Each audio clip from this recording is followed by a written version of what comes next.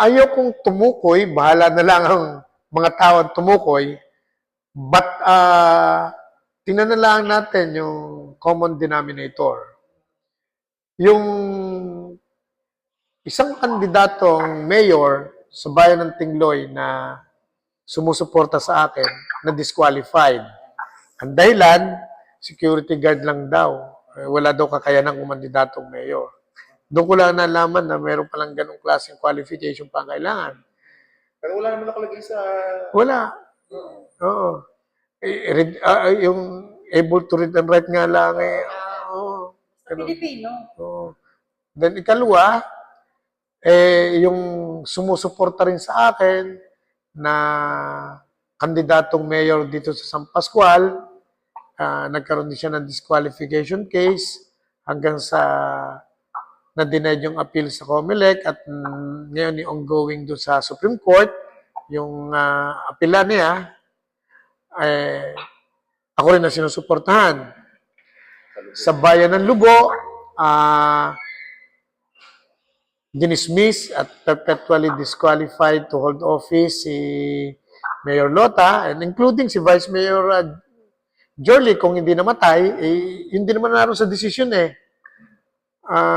Ngayon, salamat at may Court of Appeals na nagsabing mali ang desisyon na yan. Dinismiss yung paratang sa kanya ng ombudsman at anytime pwede siya bumalik at pinababalik siya. Bagamat sa paningin namin ni executory na yon, pero sabi nga ni Mayor Lot, gusto natin yung proseso mas maganda at ang min-advise sa kanya na bagamat mahabang proseso, yun na lang din ang sundin. Basta't alam na ng taong wala siyang kasalanan. So, sinasabi no na kumuha ng order sa DILG. So, hindi pa nalabas yun. Ikaapat, alam naman natin ang nangyari kay Mayor Nilo. Nakasuhan, nanalo sa Regional Trial Court. Biglang merong nag-apila sa Court of Appeals na hindi natin alam kung sino yung may person with interest na nag-apila. Dahil pag mag-aapila ka, dapat may interest ka kung ba't ka nag-apila. Basta lang nabuhay. Na ganon. Tapos may rumors na may konting harassment, gano'n.